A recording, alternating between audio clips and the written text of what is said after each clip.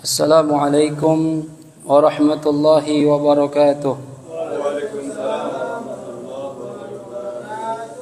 Bismillahirrahmanirrahim. Nawaitu ta'alluma wa ta'lim wan naf'a wal intifa' wal ifada wal istifadah wat tadhakkur wa tadhkir wal hatha 'ala tamassuk bi kitabillahi wa sunnati rasulih wad du'a'i ila al huda wad dalalah ila al khair ibtigha'a wajhillah wa ridahu wa qurbih wa thawabih. Allahumma ya man maqalidul umur kulluha biyadih wa ilaihi yurja'ul amru kulluh ya fattah ya alim iftah lana fathan qariba ya fattah ya alim ya fattah ya alim ya fattah ya alim. Allahumma aghnina bil ilmi wa zayyinna bil hilmi wa akrimna bit taqwa wa jammilna bil afiyah. Allahumma arzuqna fahman nabiyyin وحفظ المرسلين وإلهام الملائكة المقربين برحمتك يا أرحم الراحمين. ربي زدني علما ووسع لي في رزقي وبارك لي فيما رزقتني واجعلني محبوبا في قلوب عبادك وعزيزا في عيونهم واجعل لي وجيها في الدنيا والآخرة ومن المقربين يا كثير النوال يا حسن الفعال يا قائما بلا زوال يا مبدئا بلا مثال فلك الحمد ولك المنة ولك الشرف على كل حال يا أول الأولين ويا آخر الآخرين ويا ذا القوة المتين ويا راحم المساكين ويا أرحم الراحمين وصلى الله على سيدنا محمد وعلى آله وصحبه وسلم والحمد لله رب العالمين. بسم الله الرحمن الرحيم. الحمد لله رب العالمين والصلاة والسلام على أشرف الأنبياء والمرسلين سيدنا ومولانا محمد وعلى آله وصحبه أجمعين. سبحانك لا علم لنا إلا ما علمتنا إنك أنت العليم الحكيم. رب اشرح لي صدري ويسر لي أمري واحلل عقدة من لساني يفقه قولي. أما بعد. Para hadirin al-hadirat segenap jamaah majelis ilmu Musalla al-ikhwan yang dirahmati Allah subhanahu wa ta'ala, wabil khusus yang kita muliakan Ketua DKM Musalla al-ikhwan Bapak Kasam beserta seluruh jajaran pengurus. Kita doakan mudah-mudahan diberikan panjang umur dalam sehat wal afiat, bi taatillah wa taati Rasulillah fi khairin wa lutfin wa afiyah. Amin ya rabbal alamin. Hadirin hadirat rahimakumullah, kajian kita pada siang ini adalah kajian fikih dalam kitab Al-Yaqutun Nafis fi Madzhab Ibni Idris. Terakhir kita membahas tentang waktu-waktu sholat secara global dan secara tafsili, secara terperinci. Ya, subuh dan maghrib misalnya dari mulai terbenam matahari sampai hilangnya awan yang berwarna merah. Lalu dibagi lagi jadi 6 waktu. Isya dari hilangnya awan warna merah sampai terbitnya fajar shadiq. Lalu dibagi jadi 7 waktu. Dan itu sudah dibahas secara terperinci di kajian kita sebelumnya. Pembahasan kita sekarang adalah a'dzarus shalah. Udzur salat. Ya, udzur salat maksudnya gimana? Alasan-alasan orang salat di luar waktunya tapi tidak berdosa. Ya, kan enggak boleh salat di luar waktu. Zuhur dikerjain waktu asar boleh enggak? Kalau sengaja. Enggak boleh, haram. Tapi tetap wajib salat. Ya, misalnya Anda zuhur malas nih, malas ntar aja asar dah. Ya begitu asar wajib salat zuhur karena tadi zuhur belum salat. Tapi dosa begitu. Nah, ada alasan-alasan tertentu kalau kita sholat di luar waktu enggak dosa. Ya. Dikatakan di sini qala musannif rahimahullahu taala wa nafa'ana bihi wa bi'ulumihi fid dharain amin radhiyallahu ankum wa qala radhiyallahu anhu a'dzarus shalah sabaqa an dzakarna anna man taraka as-salata jahidan liwujubiha shara murtaddan. Sudah lewat keterangan, sudah kami sebutkan katanya bahwasannya orang yang meninggalkan sholat jahidan liwujubih, menentang tentang hukum wajibnya sholat. Ente kenapa nggak sholat zuhur? Kagak wajib. Ada orang Islam nih. Ya. Maghrib kagak, nggak mau sholat zuhur, nggak mau sholat apa aja karena dia bilang nggak wajib. Sholat murtaddan, maka orang ini hukumnya bukan dosa lagi, murtad. Karena ya mengatakan sesuatu yang tidak wajib padahal dia wajib. Ya. Nah, bagaimana kalau ninggalin sholat malas? Wa man tarakaha kasalan. Ya, kalau ada orang ninggalin sholat malas. Ente nggak sholat zuhur? Enggak, Ustaz. Kenapa? Emang kan tahu wajib? Ya tahu. Terus nggak mau sholat? Ya malas, Ustaz. Malas. Ya, nggak mau sholat. Yustatab. ya disuruh taubat ente buru-buru minta ampun sana, qadha salat cepetan, dosa kalau begini mulu, masuk neraka saya Ustaz, masuk neraka ente kalau nggak sholat, waduh saya takut Ustaz, ya sholat dah, taubat, disuruh taubat.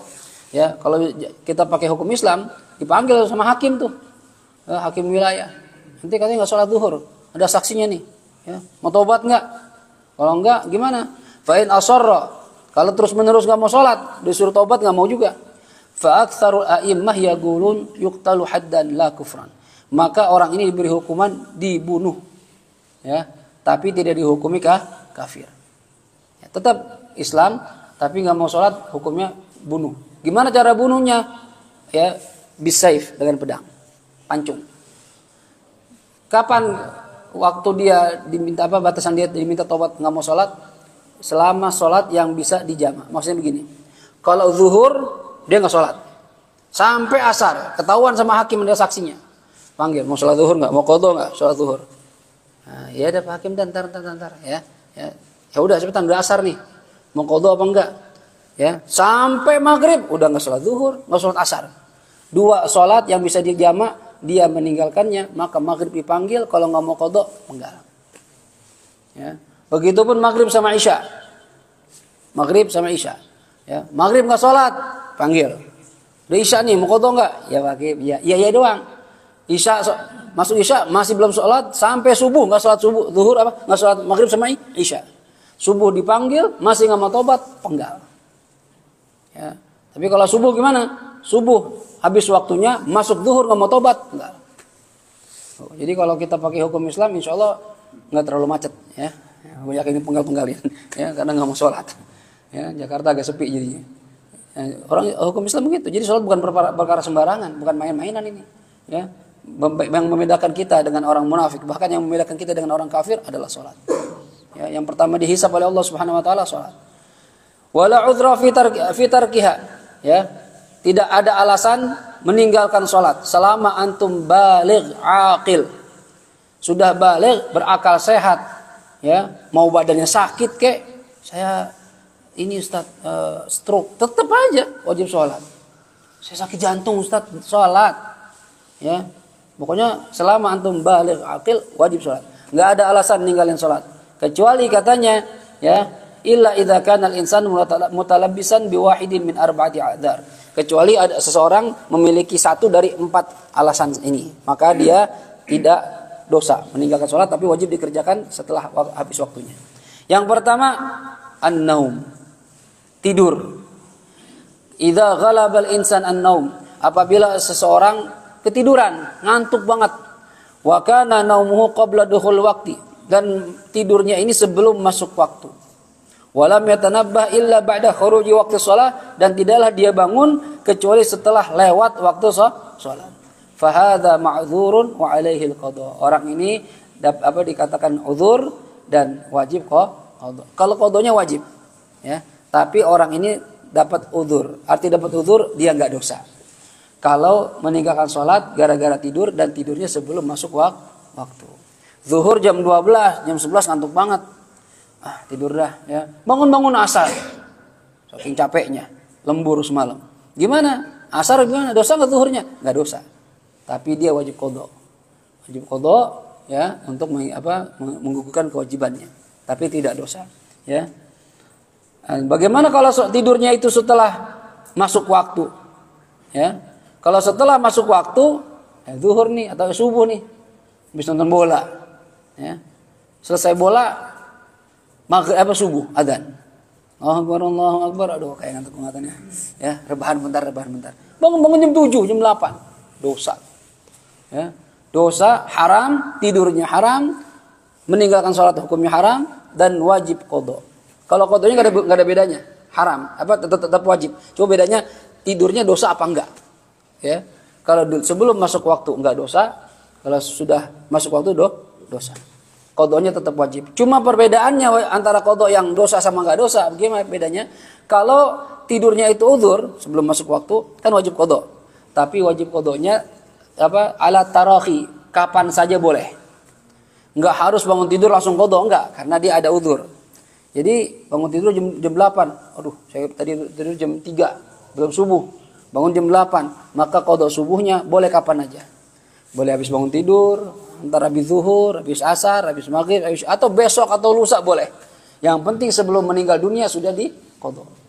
Ya. Tapi kalau uzurnya meninggalkan sholat tanpa uzur. Udah azan malah tidur bukannya sholat. Ya. Nah, kalau sudah azan tidur bagaimana? Dosa. Wajib qada, wajib qada. Kapan qadanya? Alal faur, dengan segera. Harus buru-buru. Ya. Begitu bangun tidur, aduh bangun. Ya, enggak boleh tuh lihat HP dulu, rebahan dulu, ngobrol dulu, ngopi dulu enggak boleh. Ya, langsung ke kamar mandi, ambil air wudu, wajib qada. Selama menunda-nunda makin dosa terus, dosa. Ya, karena wajib qadanya secara alal faur dengan segera. Baik. Kemudian lakin man yaqdi mu'dhamul lail fi samarin. Bagaimana kalau orang yang begadang tuh? Ya, malam-malam bukan tidur. Fa idza arafa annahu la yastati'ul qiyam li salatil fajr fa innahu yahrumu alaihi sahar. Ya. Kalau dia tahu, dia mau begadang ceritanya nih, ya. Tapi gara-gara begadang, dia tahu dia nggak bakal mampu sholat subuh. Ya, saya Ustadz kalau begadang nih, ya mentok-mentok jam 4, ya bentar lagi 15 menit lagi subuh nih, saya kagak tahan gara-gara begadang. Ente tahu tuh kebiasaan begitu, ya. Maka katanya haram dia begadang. Ya, karena dia tahu kalau dia begadang bakal ninggalin sholat subuh. Ya, walaupun misalnya saya tidurnya belum subuh Ustaz, 5 menit lagi subuh. Ya ente kebiasaan begitu dan ente tahu ente nggak bakal sholat subuh, dosa tuh. Seakan-akan sengaja ente meninggalkan sholat subuh. Ya, jadi kalau nggak mampu untuk begadang jangan begadang. Ya. Baik, fa idza ghalaba ala dhanni. Nah, sekarang kalau seandainya dia dalam sangkaannya mengira dia bakal bangun. Ini udah masuk waktu nih. Ya, zuhur udah masuk waktu jam 12, tapi ngantuk banget. Ya, mata berat banget. Dan dia mengira, saya paling tidur sejam doang Ustaz, cukup nih. Jam 1 saya baru sholat. Ya. Atau arafa anna syakhsan sayuqidhuhu. Atau dia tahu ada orang yang bakal bangunin dia. Dia pesan sama istrinya. Beb, abang mau tidur nih, ngantuk banget ini. Ya, sholat dulu bang. Nggak kuat, berat banget, pala puyeng. Ya, nanti jam 1 bangunin ya. Jangan lupa, kalau perlu pasangin alarm. Gitu. Udah pasang alarm, udah pesan orang yang bangunin dia. Ya. Bagaimana, boleh nggak tidur? Jaza, boleh. Ya. Bagaimana seandainya tidurnya nggak dosa? Boleh dia tidur. Ternyata dia pikir jam 1 bangun, kagak bangun. Bangun asar. Bagaimana ini? Padahal zonnya itu dia kuat, dengan sangkaan kuatnya dia bakal bangun. Kenapa? Karena biasanya dia tidur sejam cukup. Atau misalnya dia udah pasang alarm, nggak 1, 2, 3 pasang alarm. Ya. Kemudian udah pesan sama bininya lupa, alarm kagak denger, tidur kayak kebo gitu ya. Pernah nggak? Alarm bunyi kita mesti tidur aja, nggak berasa saking capeknya. Ya, nggak bangun pokoknya. Gimana? Dosa apa enggak? Enggak. Karena dia udah punya usaha untuk bangun sebelum habis waktu sholat. Ya. Tapi kalau dia ngira, nih kalau saya tidur nih, bablas sampai asar nih. Biar kata dibangunin orang kayak nggak bakal ngaruh. Alarm nggak bakal denger. Udah amat tidur aja, dosa. Jelas? Ya, jadi tidur jangan sembarangan. Kalau kita sudah masuk waktu, lihat-lihat dulu. Yang afdol itu kalau sudah masuk waktu mendingan langsung sholat aja. Ya, paling berapa menit sih sholat? 5 menit paling. Ya, sama wudu paling 7 menit. Habis itu tidur dah. Daripada kita dosa ntar di hadapan Allah Subhanahu wa taala, ya. Baik. Kemudian yang kedua, alasan orang sholat di luar waktu tapi nggak dosa. An-nisyan, apabila dia lupa. Ya. Lupa sholat, ya, saking asiknya ngerjain sesuatu lupa sholat. Tapi katanya idzan syaghala bi amrin ghairi muharram hatta ansahu shalah udhira. Kalau dia lupa gara-gara perkara yang tidak diharamkan, ya. Tapi lakin idza hasala nisyan bisababi la'bin. Kalau dia lupa gara-gara permainan kala'bi kurratin, ya, bisababi la'bi kurrah, gara-gara main bola.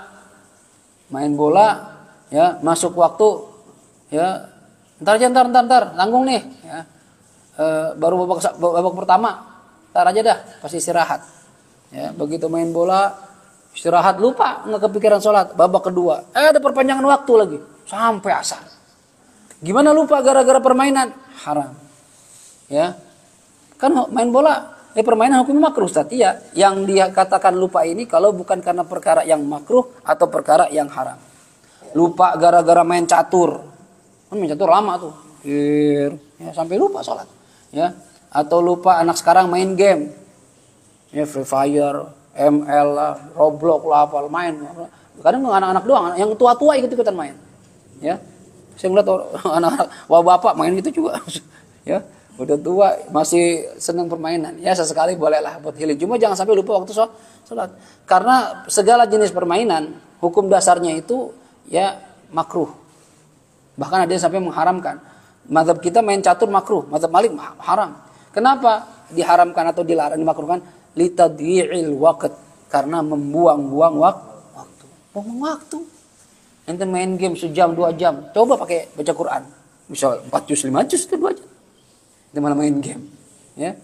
Ntar kita meninggal dunia, waktu kita tuh kita lihat catatannya nyesel kita tuh. Ya Allah, game semua isinya ini. Mana ibadahnya, mana zikirnya ini. Ya.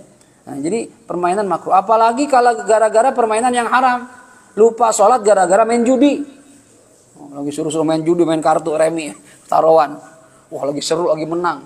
Lupa sholat. Begitu selesai main, wah udah kalah. Kesel, bete, belum sholat. Ya Allah, belum sholat nih. Masih ingat sholat juga. Main judi. Gimana itu? Haram tuh. Buru-buru qadha. Dengan segera. Jelas ya?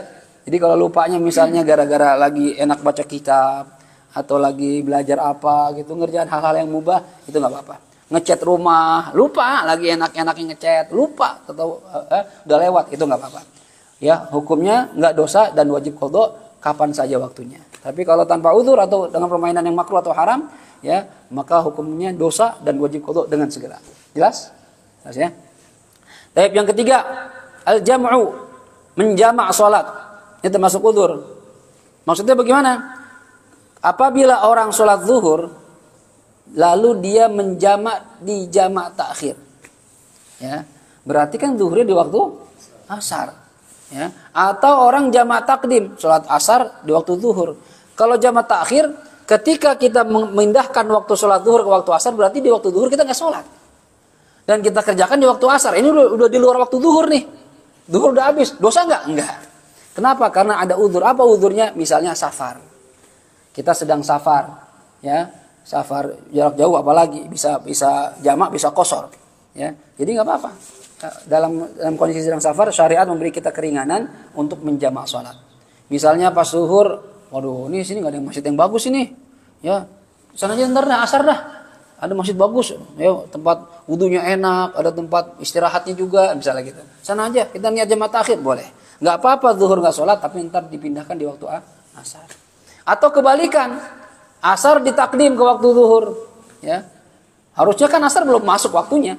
Cuma gara-gara ada udzur safar atau marid, misalnya sakit kita misalnya, sebagian ulama mengatakan termasuk udzur jamak sakit misalnya, ya, maka dijamak di waktu zuhur.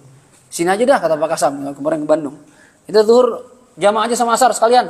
Jamak takdim. Kenapa? Asar jelek tempatnya. Ya, atau enggak ada masjid di daerah sono. Nah, ya udah di waktu zuhur, berarti asar enggak sholat? Enggak.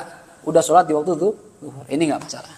Ini namanya udzur sholat, ya. Kalau kita ya seperti contohnya kemarin tuh ya. Jadi kita kan dari sini jam 10:30 sudah sampai lah. Sampai di tujuan. Ya, di Jatinangor itu. Nah, kita waktu untuk kegiatan itu kan sampai jam 4. Jadi waktu duhur dan waktu asar kan masih ada di lokasi gitu. Ya. Sedangkan masjid tempat sholat itu mendukung. Apakah itu harus dijamak atau ya sesuai waktunya gitu? Gini, dalam safar kita punya pilihan. Kalau safarnya jauh, jarak jauh, safar ba'id, ya. Jarak masafahnya itu kurang lebih 85 km ke atas. Ya, dari tempat kita, batas kota kita sampai tujuan 85 km ke atas. 90, 100 apalagi, ya. Itu namanya safar jarak jauh. Ini kita punya pilihan, ya. Pilihannya boleh sholat pada waktunya sebagaimana biasa orang tidak musafir. Zuhur sholat, ayo sholat dulu yuk, sholat. Ntar asar, sholat lagi yuk, sholat. Boleh gitu, boleh. Tapi syariat memberikan rukhsah, keringanan. Ya, selain pilihan pertama, sholat seperti biasa, ada pilihan kedua sebagai keringanan, menjamak saja. Menjama saja gimana? Ya, terserah pilihannya, mau takdim, mau takhir. Ya, kalau takdim berarti asar ditarik ke waktu zuhur, kalau takhir zuhur ditarik ke waktu asar. Pilihan pertama. Pilihan kedua, qasar saja. Ya. Udah kita sholat di tiap waktunya ya, zuhur, asar ya, tapi dua-dua aja. Karena yang jenis 4 rakaat boleh dikosor jadi 2. Hanya yang 2 rakaat, maghrib nggak bisa dikosor. Maghrib atau 3, subuh apalagi, jangan jadi 1, witir itu namanya. Ya, cuma yang zuhur, asar, isya doang, jadi 2. Zuhur sholat, main lagi. Asar sholat, main lagi, itu boleh. Pilihan ketiga, jamak dan qasar. Ya, sekalian tuh mau takhir 2-2, mau takdim 2-2. Antum pilih yang mana aja. Kalau tanya boleh yang mana Ustaz? Yang mana aja boleh. Di antara 4 ini. Mau 4-4 tiap waktu boleh. Ustaz saya jamak aja Ustaz. Zuhurnya 4, asar 4, tapi jamak boleh. Saya qasar aja Ustaz. Zuhur pada waktunya 2, asar pada waktunya 2, boleh. Saya jamak qasar Ustaz. Nah, ini biasa pilihan yang paling dipilih yang ini. Ya, pilihan yang paling banyak dipilih yang keempat, jamak plus qasar. Walaupun Ustaz saya masih di tempatnya itu, zuhur bisa dengan sempurna, asar bisa dengan sempurna, iya nggak apa-apa. Ya, kalau pertanyaannya boleh apa enggak? Boleh, boleh yang mana aja. Tapi kalau pertanyaannya mana yang lebih afdal? Saya jamak apa enggak? Saya qasar apa enggak? Ya, ulama khilaf mazhab kita. Ada yang mengatakan ya kalau bisa sempurna kenapa dikurang-kurangin? Kalau bisa tiap waktu sholat, kenapa kita kosongin salah satu waktu sholat? Udah, biasa aja. Zuhur 4, ntar asar 4. Ada yang berpendapat seperti itu. Cuma pendapat sebagian ulama mengatakan, ya enggak, jangan gitu. Kalau agama Allah memberikan rukhsah, keringanan, ambil. Ya. Bahkan kalau kita ambil keringanan itu, Allah senang tuh. Berarti kita ya ingin melaksanakan salah satu syariat Nabi kita Muhammad Sallallahu Alaihi Wasallam. Bahkan sebagian madhab kalau sudah lebih dari 90 km wajib jamak qasar. Karena Nabi kalau pergi jarak jauh selalu jamak dan qasar. Sampai mengatakan hukumnya wajib di luar madhab Syafi'i. Kalau kita enggak. Kalau saya ya memilih, kalau pribadi saya lebih memilih jamak dan qasar. Pertama kita ya lebih simpel. Ya namanya safar kan kita banyak urusan.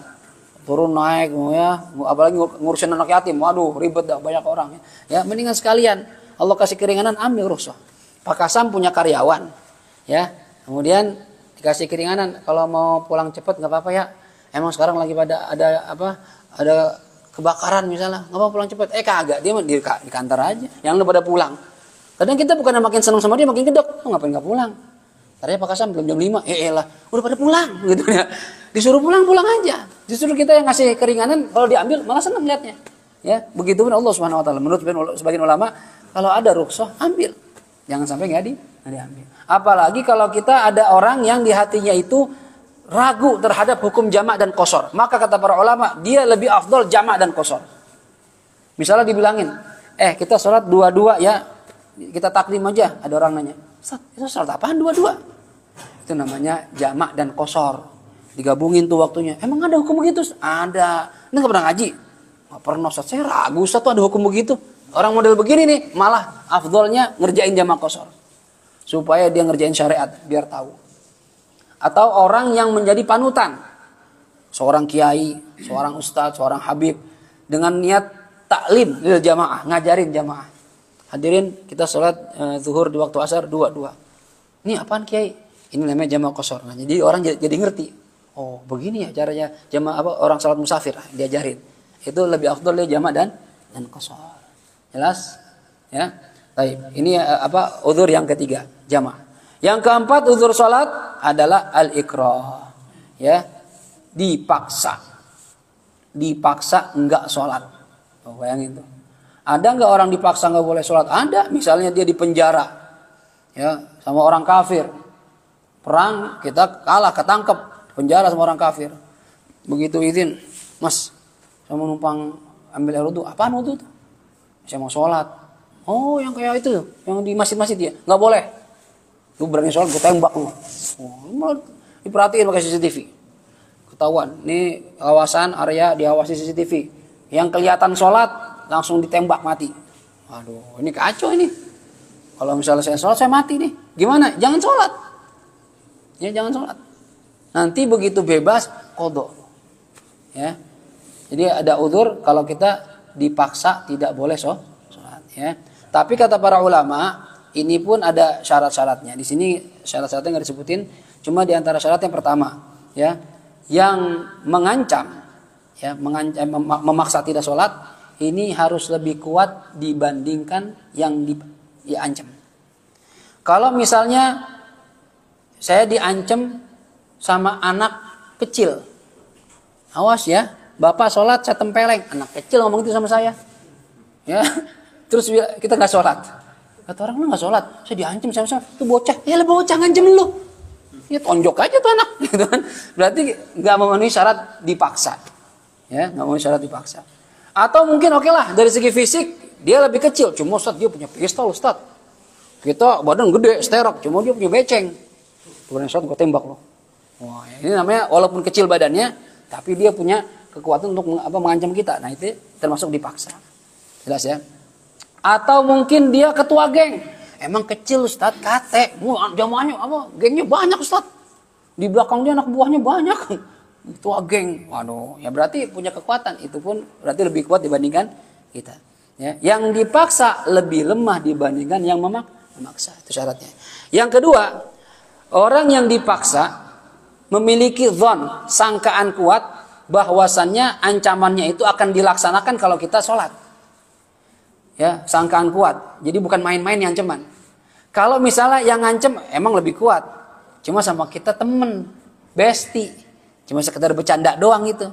Lu nggak sholat, Fit? Teman kita yang ngomong nih, nggak sholat, gue tabokin lu, bonyok lu, ya, gue tusuk lu. Padahal teman kita nggak bakal begitu. Kita, lu sama gue. Dari kecil main bareng, nggak mungkin begitu. Dan kita tahu dia nggak bakal begitu sama kita. Itu bukan ancaman namanya. Ya, tapi kalau yang ngancamnya itu benar-benar musuh kita, ya, atau penjahat segala macam, yang kita mengira kalau kita sholat bakal dibunuh kita atau disakiti kita, maka itu termasuk ancaman. Ya. Yang ketiga, tidak ada kemampuan untuk menghindari ancaman tersebut. Kalau kita mampu menghindari ancaman, misalnya gimana? Kita berani ngelawan. Ya. Yang ngancam kita badan lebih gede. Bawa golok misalnya. Tapi kita jawara. Biar kata kita badan lebih kecil. Tapi kalau bela diri, wow, ya, jago silat kita. Tangan kosong juga, orang pakai senjata bisa tepar sama kita. Ya lawan dong, jangan diam aja. Kalau ente diam berarti ente nggak dipaksa, ente bisa ngelawan. Ya, kalau kita punya keahlian bela diri, ya. Atau misalnya menghindari ancaman dengan cara apa? Kabur. Yang ngancam kita badan gede. Lu kalau sholat lu gue bacok lu. Tapi kalau kita lari, kayaknya dia nggak bisa ngejar nih, orang kita ceking badannya, larinya kenceng, ya. Dia nggak bakal bisa ngos-ngosan dia badan gede, nggak ngejar kita. Kabur. Jangan diam aja. Kalau diam aja berarti ente nggak dipaksa, ya. Kemudian juga misalnya menghindari ancaman, minta tolong sama orang. Emang sih diancam, cuma orang rame, teriak aja, tolong pak, saya mau dibacok pak kalau sholat. Ya kan orang ngumpul tuh, ada apa ini, ada apa? Kan dia takut tuh, enggak. Ya. Kalau bisa minta tolong, kenapa nggak minta tolong? Kayak perempuan misalnya diperkosa, bisa teriak minta tolong, nggak teriak, diam, itu namanya pengen, ya. Ngapain nggak teriak ente, nggak ngelawan juga, nggak minta tolong juga. Saya diperkosa pak, kok diam aja? Enak. Gimana ente? Itu bukan nggak dipaksa namanya, ya. Dan yang cara terakhir, tidak ada pilihan yang lebih ringan dari siksaan tersebut. Kalau misalnya ente kalau sholat pilih, anak tembak atau lari ngiterin lapangan 20 kali. Nah namanya kan ada pilihan namanya itu. Kalau lari saya masih kuat 20 kali dah, ya. Apa capek-capek dah, ini saya sholat. Udah, sholat aja. Ya pilih, mau dibunuh apa lari? Saya lari aja pak, lari. Masih mending itu. Ya, berarti ada pilihan. Ya, kalau nggak ada pilihan, baru dipaksa. Jelas ini? Ini syarat-syarat dikatakan orang dipaksa. Jadi nggak sembarangan. Saya dipaksa Ustaz, nggak boleh sholat sama siapa? Sama bini saya. Ya bini. Nah, bisa ente lawan. Masa takut sama bini? Takut-takutnya masa sampai nggak sholat? Ya, kalau takut kawin lagi, ya masuk akal dah. Ya, awas bang kawin lagi bang, gue tinggalin. Cuma kalau nggak sholat, ya janganlah. Abang kalau sholat, saya minta cerai. Apa-apaan? Ya, ceraiin aja kalau gitu. Susah banget. Cari lagi yang lain. Ya. Baik, ini diantara uzur-uzur orang boleh meninggalkan sholat tapi tidak dosa. Tapi tetap wajib qadha. Ya. kalau ancaman berupa apa pimpinan misalnya kan, dia seorang karyawan kan. Kalau ancamannya gitu, kalau kalian misalnya sholat nanti saya akan pecat Ya. itu ancaman bukan? Kalau kata para ulama diancam urusan rezeki, ya, suruh ninggalin sholat bukan ancaman, berhenti aja sekalian, ya. Dulu saya punya, jangan orang lain, adik saya dulu praktek kerjanya itu di Singapura, ya. Di Singapura itu kata dia kerja di hotel, pariwisata, perhotelan, ya. Gak boleh sholat sama bosnya. Ya. Terus dia nelfon, "Pak, ini gak boleh sholat atau apa? Lu kalau gak boleh sholat, lu pulang aja, gak usah lu kerja situ." Gitu. Bahasa ngajarin gitu.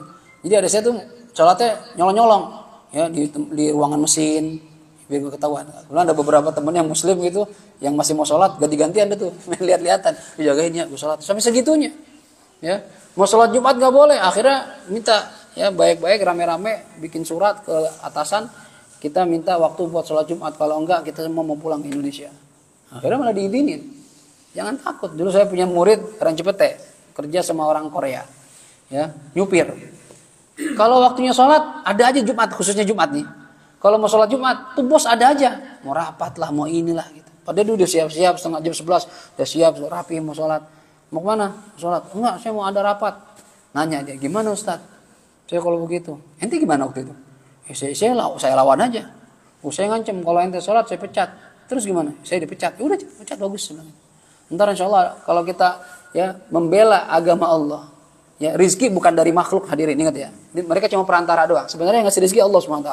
Itu bos-bos kita itu bukan dia yang ngasih rizki, Allah. Jadi kalau kita berjuang demi nama Allah, saya sholat buat Allah, cari ridho Allah, dipecat sama bos, biarin aja, ntar ada lagi rizki dari yang lain. Kalau kita bikin Allah ridho, ya Allah bakal ridho sama kita. Ntar kalau Allah sudah ridho karena kita taat sama Allah, jalannya ada aja ntar.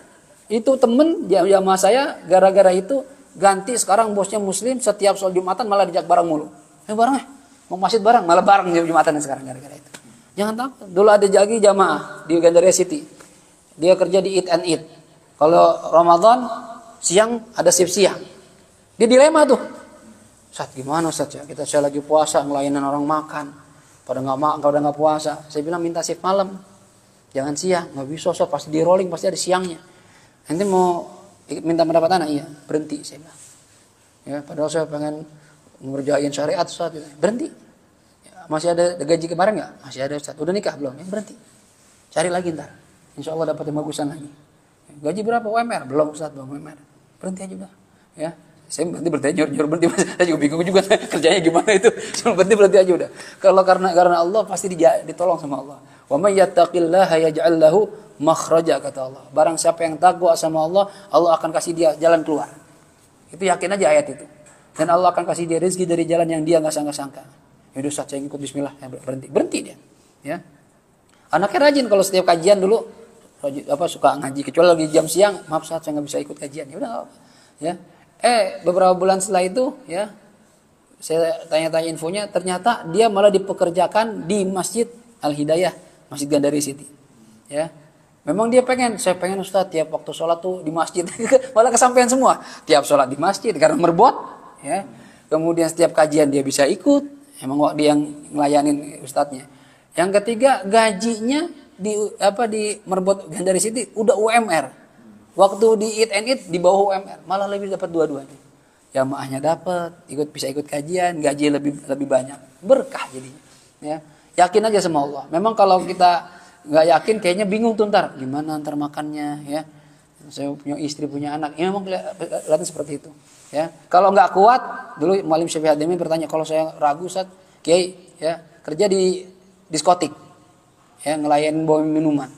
Katanya Kiai berhenti, dosa semua tuh. Walaupun nanti saya nggak minum, Kiai, iya walaupun nggak minum dosa semua.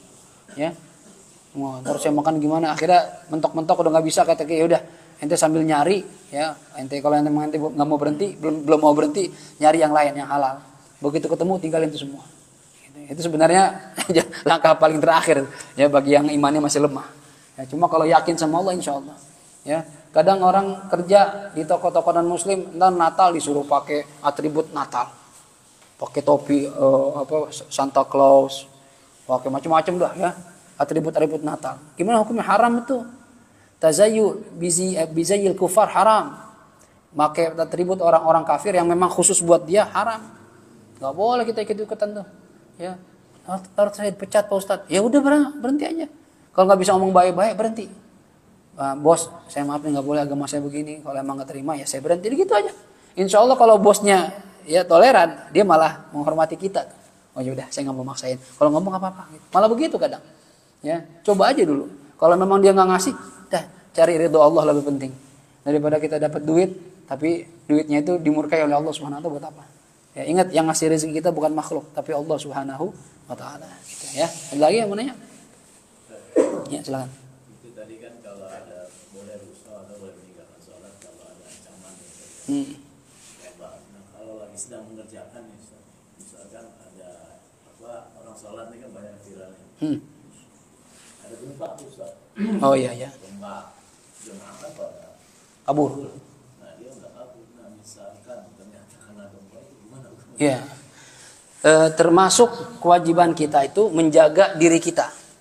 Menjaga keselamatan diri, kesehatan diri itu kewajiban kita. Ya, karena badan kita ini sebenarnya bukan punya kita, punya Allah Subhanahu wa taala. Ya. Makanya dalam Islam itu Allah mengatakan wala tulqu anfusakum ila tahlukah. Jangan engkau lemparkan diri kamu ke dalam kebinasaan. Kita nggak boleh tuh nyakitin diri. Ya. Kita misalnya ngelukain diri, ngapain lo? Ya. Misalnya dalam Islam, seandainya pun sedih atas kematian orang soleh, nggak boleh sampai nyakitin diri. Maaf kayak paham Syiah. Itu kalau lagi Asyura, yang memperingati Karbala, mereka nyakitin diri.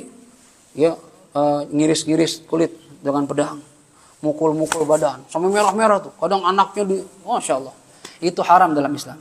Menyakiti diri nggak boleh. Jadi kita wajib menjaga keselamatan diri kita. Ya. Nah, tadi pertanyaannya bagaimana kalau lagi sholat gempa bumi? Ya. Apa yang harus kita kerjakan ketika gempa bumi? Ini gedung bakal runtuh nih. Apa diem aja ntar ketiban bangunan mati atau kabur? Dalam fikih kita wajib kita menyelamatkan diri. Kabur. Dan kabur itu bukan berarti kita wah ente nggak khusyuk, bukan masalah nggak khusyuk. Nah kalau saya mati saya nggak bisa ibadah lagi nih. Itu kan mati lagi ibadah. Bisa jadi enggak juga karena kewajiban kita menyelamatkan diri kita. Tahu ada macan maju diterkam, bunuh diri namanya. Enggak Ustaz, saya berani, saya tawakal sama Allah. Saya yakin makhluk Allah baik diterkam ya, habis dimakan. Ya, jadi kita ada kewajiban, maaf nih. Segala hal nggak cuma hal ya kayak tadi tuh serangan binatang buas atau gempa bumi atau bencana alam, kita wajib menyelamatin diri. Selamat nggak selamat belakangan, yang penting ada usaha menyelamatkan diri gitu ya. Akan tetapi ada orang yang kadang pasrah aja. Dalam Islam tuh nggak boleh gitu ya. Ada binatang buas ngejar kita, diam aja deh, biarin dah ya, saya pasrah sama Allah. Nggak gitu, ada usahanya ya, wajib berusaha menyelamatkan diri. Bahkan kalau kita kayak misalnya ngerjain sesuatu nih, maaf mungkin ada yang ngerokok ya, di sini sih nggak ada, saya yakin di musola ya kan, nggak tahu kalau di luar. Mungkin ada yang ngerokok, saya nggak, rokok itu kan hukumnya khilaf ulama. Ada yang bilang haram, ya ada yang bilang makruh, bahkan ada yang bilang wajib. Percaya nggak? Ada yang bilang ngerokok wajib. Ya, di kita Fasyal Bajuri, kalau orang nggak ngerokok mati, wajib ngerokok. Misalnya kata dokter, Pak, Bapak kalau nggak ngerokok paru-paru Bapak nggak kebuka, nggak bisa napas. Jadi setiap 5 jam harus ngerokok, wajib ngerokok supaya menjaga kehidupan dia. Sampai segitunya. Ya, itu tapi kasusnya jarang tuh, benar. Ya, itu jangan. Saya kayak yang wajib, Ustaz nanti nggak wajib lah. Ya. Nah, bagaimana misalnya? Kenapa kok ada ulama yang mengharamkan rokok? Ada ulama yang mengharamkan rokok. Ya, karena misalnya ini bagi yang mengharamkan, saya nggak mengatakan ya saya yang makruh Ustaz, ya terserah antum nggak apa-apa. Ya, yang makruh itu mengatakan karena tidak ada nas yang qat'i, ya secara eksplisit jelas, ya.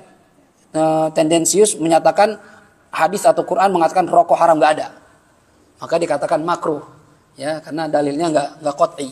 Tapi yang mengatakan haram kenapa? Pakai alasannya apa dalilnya? Wala tulqu anfusakum ila tahlukah, wala taqtulu anfusakum, jangan kalian lempar diri kalian kepada kebinasaan, jangan bunuh diri kalian sendiri. Allah ngelarang kita bunuh diri.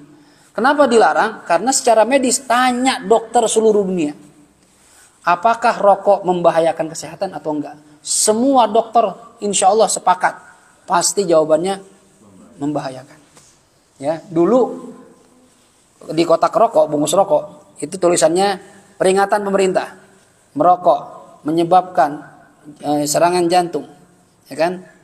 Kemudian gangguan janin, macam-macam tuh ya, kanker gitu ya. Dulu gitu dulu, sekarang berubah, ganti lagi lebih singkat, merokok membunuhmu, gitu kan ya? Sampai dikasih gambar serem itu, paru-paru hitam lah apa segala macam. Nah, artinya dari segi medis saja udah jelas tuh membahayakan, ya. Bapak yang perokok, kalau memang bilang nggak saat saya sampai sekarang nggak sakit itu, sehat-sehat aja.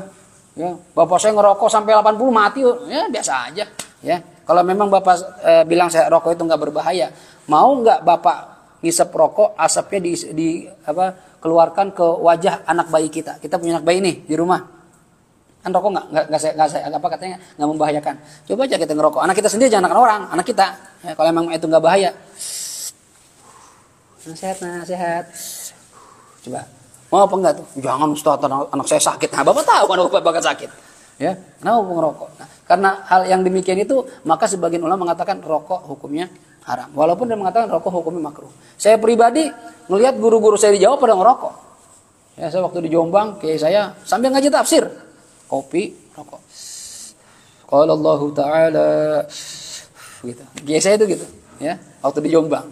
Di Langitan Kiai Abdullah Fakih enggak, beliau enggak ngerokok. Ya, di Kudus saya punya guru, saya Abdul Qadir enggak ngerokok. Di Yaman apalagi. Fatwanya ulama Yaman, guru-guru kami mengharamkan rokok. Ya, jadi memang kita nggak bisa menafikan, ulama pun banyak, apalagi ulama NU. NU itu kan ahli hisab. Ya, kalau lagi acara maulid, di ruangan kiai-kiai itu pada ngerokok. Kadang saya pulang-pulang baju saya bau. Abang ngerokok? Nah, ini kiai-kiai pada ngerokok deh. Kena asapnya doang ini. Ya, jadi masalah khilaf seperti itu memang kita akui ada khilaf. Nggak masalah khilaf dalam fikih. Cuma Islam mengajarkan kita jangan kita merusak diri kita sendiri. Jangan kita membunuh diri kita sendiri. Ya, kalau kata Cak Lontong tuh untuk para perokok yang paling enak berhenti merokok. Ya, karena kalau ngerokok sambil jalan sambil lari nggak enak. Berhenti dulu. Ngopi, ngerokok. Itu sama aja ngerokok juga namanya. Ya. Ala kulli hal, jadi nggak boleh tuh. Jadi pertanyaannya bagaimana Ustaz kalau ada gempa bumi? Bagusnya gimana? Dalam fikih kita ya lari. Selamatkan diri kita, setelah selamat lanjutin sholatnya. Dalam istilah fikih namanya ada sholat syiddatul khauf. Sholat dalam kondisi sangat ketakutan. Dikejar binatang buas, kabur. Ntar begitu selamat lanjutin sholatnya, nggak usah diulang, lanjutin aja. Selama dalam pelariannya itu nggak ngomong. Ya. Kalau ngomong batal sholatnya, ya, dikejar macan, tolong, batal udah tolong namanya, ya. Cuma kalau bapak lari aja, lari, sampai selamat, nggak ngomong nih, aman, sholat lanjut lagi sholatnya, nggak apa-apa. Oh gempa bumi nih, ya, udah getar, kabur keluar gedung, udah aman, kira-kira nggak ada yang bakal kena, lanjutin sholatnya. Itu namanya sholat syiddatul khauf. Jelas ya? Kalau ada yang kan kalau yang lihat di WhatsApp tuh. Ya, jamanya kabur. Ya, itu saya bilang tadi. Kalau seandainya dia meninggal dunia, Allah alam, dalam fikih kita, dia berarti nggak menyelamatkan diri. Dia pasrah dengan kematian. Harusnya nggak boleh pasrah dengan kematian. Selamatkan diri, siapa tahu ya kita selamat kan kita nggak tahu. Berusaha dalam menyelamatkan diri kan ibadah juga itu. Ya, kita mau dibunuh sama orang kafir misalnya, jangan diam aja. Kita udah kalah jumlah, kalah senjata, orang kafir nyerang kita, jangan diam, kabur. Dan kabur itu bukan berarti takut sama orang, nyelamatin diri, ntar bikin lagi strategi perang, ya menyusun kekuatan, lawan lagi. Jadi kadang kan dalam perang itu boleh nggak haram lari dari peperangan, hukumnya haram. Tapi kalau larinya itu untuk menyusun kekuatan lagi, boleh. Apa-apa. Nah seperti itu, misalnya harusnya kalau lari dia selamat Ustaz. Ya, kalau selamat kan dia masih bisa ngajar, masih bisa ibadah lagi. Kagak, dia diem aja, mati. Malah bisa jadi ya dihukumi dosa. Karena niat ya membunuh dirinya sendiri. Walaupun sedang sholat, gitu ya. Ya kayak kita lagi sholat ada singa, ada musuh. Ya dalam perang aja, kalau kita lagi sholat musuh nyerang, nggak boleh lanjutin sholat. Perang, ya perang Syiddatul Khauf namanya. Jadi boleh tuh lagi ya kan makanya ada sholat macam-macam jenisnya. Cara jadi sholat dalam perang. Kalau musuh nyerang, kadang ganti-gantian soft. Yang satu ruku, satu berdiri, kan gitu. Ada tata caranya. Dan kalau misalnya idza ta'amal harb udah jadi satu numplok blok. Gimana? Ya udah sholat sambil perang. Kalau diam aja ente bunuh diri namanya. Sama kayak tadi ada singa nyerang, diam aja. Kabur lah. ambil senjata lah, tembak gitu. Jangan diam aja. Kan saya sholat, nggak apa-apa. Jangankan masalah perang, masalah binatang buas. Bapak lagi sholat, orang kita taruh handphone di bawah nih. Kan biasa kita sholat gitu, taruh handphone. Diambil tuh handphone, kabur. Sholat apa kejar? Kejar. Dan nyelamatin harta, ibadah itu. Ya, kalau Ustaz kejar. Batal nggak? Enggak, selama nggak ngomong aja. Ya, cuma kalau sampai ngejar maling, nah batal itu. Ya, kalau misalnya bapak kejar, tangkap, melawan Ustaz, dia berantem aja. Kayak orang lagi perang gitu. Kan tang, gitu. Nggak apa-apa, nggak batal. Tonjok jebret, gitu ya. Udah tepar, tak, sholat lagi, Allahu Akbar. Handphone selamatin. Nggak apa-apa, boleh. Dalam Islam itu seperti itu. Harus menyelamatkan jiwa kita, harta kita, kehormatan kita. Istri, anak kita diserang, masa diem aja? Istri anak kita diperkosa, masa diem aja? Lawan. Saya tawakal Ustaz, terjadi tolong sama Allah. Tolong gimana? Itu lagi diperkosa itu. Diem aja ente. Ntar saya matinya jihad. Itu menyelamatkan jiwa. Gitu ya. Jadi selama masih bisa menyelamatkan diri kita, ya kita selamatkan diri. Karena kalau panjang umur kan kita masih ada kesempatan buat ibadah. Emang ente kalau mati yakin ibadah udah cukup tuh? Saya mati aja Ustaz. Udah yakin, udah banyak pahalanya. Ya, kita belum tahu juga.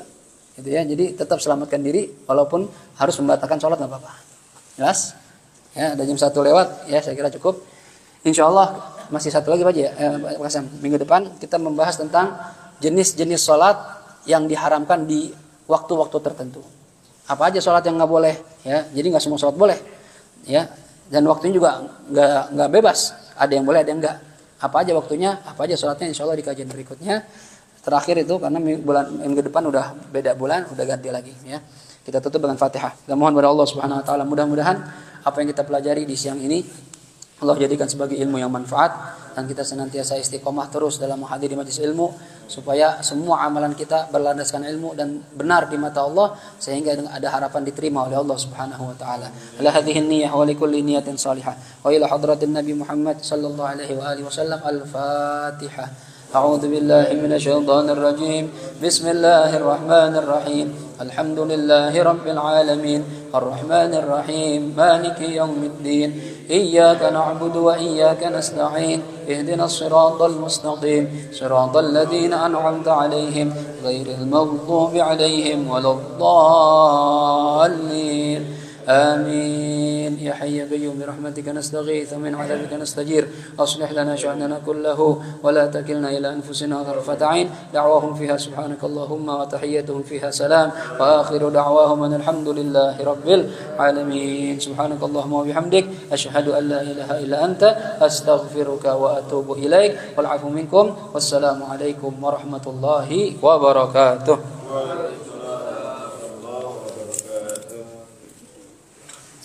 Silakan Pak, yang mau pulang bawa aja. Yang mau kembali ke kantor bawa aja.